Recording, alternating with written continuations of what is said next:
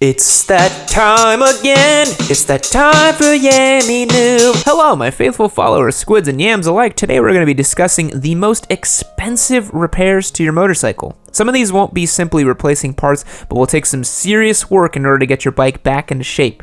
If you have full insurance coverage on your bike, some of these repairs will undoubtedly total your bike, while others will be a luck of the draw kind of repair. When someone says, you break it, you bought it, you might want to keep the following in mind. Let's dig in. The first on our list of repairs is the cracked frame. The frame is one piece of the motorcycle that is legally bound to the title and has the vehicle identification number assigned to it. Without a title, the frame is useless, and without a frame in good condition, the title is useless. Frames are not cracked by normal riding and wear and tear. You could ride a bike for years and years and you're never going to see a frame crack.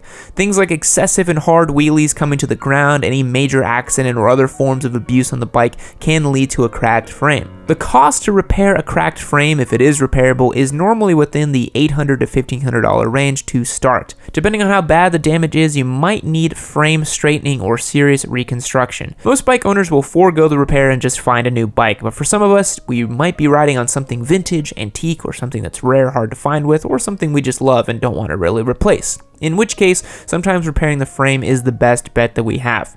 Consider your options first though. Before jumping into having a frame repaired, it's one of those things that no matter how good the shop or technology is, it's never going to be the same as a frame that was never cracked. A big reason why most insurance companies will simply classify a motorcycle as a total loss if it needs serious frame repair is because a bike's just never going to be the same. Number 2, replacing or repairing your wheels. Did you hit a pothole or something else in the road and bend your rim? Motorcycles are highly sensitive to imbalances in the wheels because of the gyroscopic effects that they have. Having a bent or cracked wheel can also mean that the wheels won't hold air anymore. Depending on the bike that you have, it will greatly affect the cost of repairing your bent wheel. Again, if you have some sort of super rare motorcycle, perhaps that wheel is going to be next to impossible to find. If you have carbon fiber wheels, you know you're going to have to just buy new wheels.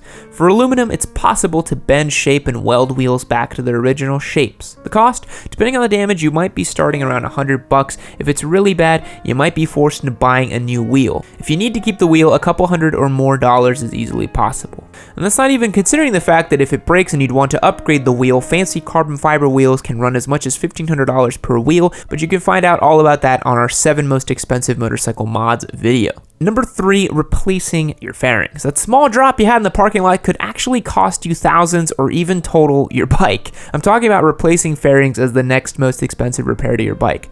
It seems that fairings wouldn't be so expensive, but they actually are. You might be asking, but Yam, aren't they just simple pieces of plastic that you slap onto your bike, and isn't plastic super cheap? When you purchase a bike from the factory, OEM fairings are used. They have 100% fitment and look the best. The decals are installed in all their proper spots and your bike will look immaculate. Drop your bike and get a quote from a dealership for new fairings and the price might surprise you. For one side of a bike, expect to pay over $1,000 if you need to replace all of the fairings. If your emblem or decals need to be replaced, the price at a dealership can easily exceed $50. It's no wonder that a lot of riders will opt the cheaper route and seek aftermarket parts. Non-OEM fairing kits will cost about a couple $100. Kits can be purchased for $300 or so, with others selling in the $500 to $700 range if you want them pre-painted, but buyer beware, you do get what you pay for. Colors may not match your remaining OEM fairings, so it's safe to say just pull everything off and then install an entire kit. If you're a new rider and do not have frame sliders on your bike, you should definitely get them in order to save your fairings. It might be worth it to spend $60 on a set of sliders that you may never use dropping your bike, than to drop your bike and scratch or even crack your fairings. A side note, when you install aftermarket fairings, it does lower the value of your bike. If you change colors because you felt like it and have the originals, it shouldn't change the value of the bike. Most riders swap out fairings because of really bad drops that scratch and crack the OEM set. Now, fairings, even though they're cosmetic in nature, are really important, and I think we can all agree that bikers are surprisingly vain when it comes to these sorts of things. We make sure that every little bolt is secure, every panel gap is non-existent, and hell, we lube and clean our chain every 300 miles or so. You do that, right? It's honestly a little strange to me then that we don't have more riders that ascribe to the tenet and gospel of manscaping, to be perfectly honest. They're the sponsor for today's video and they make a lot of what we do here possible. Guys, treat your body like you treat your bike and you'll be in good shape. Stay clean, lubed, fresh, and full of fluids? Yeah, drink water, that's good for you. Use Manscaped 6000 RPM no nick ceramic bladed shaver to stay fresh and clean. Right now, as a viewer of Yammie Noob, you can get yourself 20% off using the code Yammie20 at checkout. And hell, you should really click the link below to get yourself their subscription package, that enormous subscription package, that heaping, smelly, gigantic package they got going on.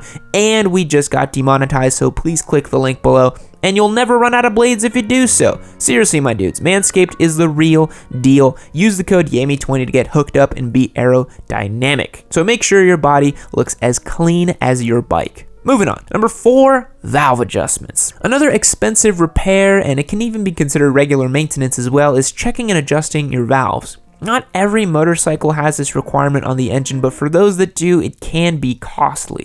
Simply checking the valves will require hundreds of dollars in labor, and then adjusting them will cost a little bit more. This isn't a task for the cheap rider either. Don't try to find a cut rate technician that says they can do it for cheaper. Improperly adjusted valves can potentially cause engine failure or other more expensive repairs. With excessive clearance, the valves can cause damage to the cams or rockers, and with too little clearance, the valves won't fully close, causing a loss of power and overheating. Ask me how I know. No, really, go ahead, ask me. How do I know? I'm glad you asked. It's because the valves were screwed up on our beloved Hentai Hornet that we created in my garage. I'm pretty sure I set the valves improperly and caused the bike to need a new engine, so things can and will go wrong. Thankfully, that was a $1,500 project bike that we could afford to swap a brand new engine into, but still, things can go really wrong. Checking valve clearance is an important part of maintenance. If you bought your bike brand new and are at the first interval, congratulations. Valve clearances are checked every 10 to 15,000 miles. I will note that a bike that is overdue for this procedure could potentially be sold for less. It's not a problem that a new owner wants to inherit. It's a plus if you have it done properly and then try to sell your bike. Number 5, engine rebuild or repair. If you've ever heard the terms dropped a valve, threw a rod, spun a bearing, then you know what's next on our list. It's rebuilding or repairing an engine. For most of us, if our engine suffers catastrophic damage, such as throwing a connecting rod or even blowing a head gasket, we normally just buy a new engine or a new bike. For some of you, you will want to keep your motorcycle and try to repair your engine for sentimental or historic value. It's cool, we get you, bro. The worst part is that if you're not rebuilding a 5-year-old Honda engine, you're going to be in for a shock at the costs. The rarity of the engine needs to be taken into account along with the labor required to pull it. Once everything is ready to rebuild, you're looking at roughly $2,000 to start a rebuild. If you're mechanically inclined, you could obviously save money by Frankensteining your own project, but this is for the rider that simply can't do it himself or the motorcycle is too valuable for any DIY attempts. Costs can exceed $5,000 depending on the amount of machine work that needs to be performed and how scarce parts are for your engine. Take Papa Yam's advice. If you're gonna blow it up, make sure its production numbers are high and parts are available.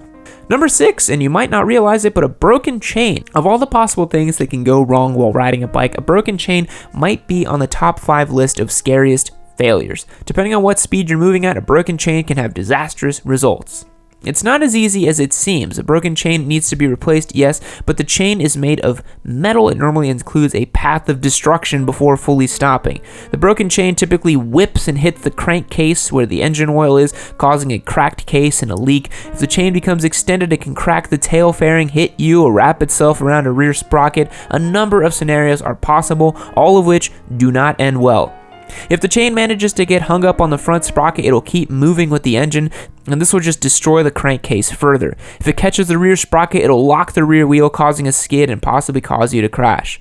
Broken chains are not an easy fix or a predictable one. Cost of damage can be anywhere from a couple $100s when we're just replacing the chain on the sprockets to a couple $1,000 if secondary damages occur, such as a locked up wheel or cracked fairings, etc.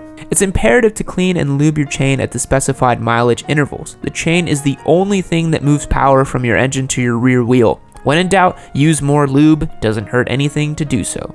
Number 7, repairing custom work. Last on our list is the number 7 spot is repairing custom work. This has to be the biggest drawback of any kind of custom work done to your bike. Maybe you opted for an all chrome fairing or a 300mm rear tire conversion. When your bike goes down and your custom parts get damaged, it's going to be the same custom price again, and it's going to hurt your wallet. If you have custom paint, lights, or anything else, please keep these things in mind when you ride. It's okay to have more than one motorcycle. In fact, you need more than one motorcycle. 7 is a nice round number because it lets you ride a bike every day of the week. In all seriousness, don't just jump on a good deal for these custom parts. If anything happens to them, the cost of repairs can be huge. Anything from a couple $100 to scratched exhaust pipes to a custom paint job to over $1,000. So that's it for today's video. Do you know of any other expensive repairs that are performed on motorcycles? What's the most you've ever spent on a repair? Let us know in the comments below. Ducati owners the world over are now weeping. Also, don't forget to tune in this Saturday when we reveal our 3 new giveaway motorcycles. We're going to have something for everyone. You don't want to miss it. Click subscribe and the notification bell so you don't miss out. Thanks again for watching. Tune in next time. See you later. Fact: around 300 BC, the Roman censor Appius Claudius Caecus had Z removed from the alphabet due to the fact that it wasn't used very much. The letter S was also nixed and the letter G was added. It took another 200 years for Z to make its way back to the alphabet. Goodbye.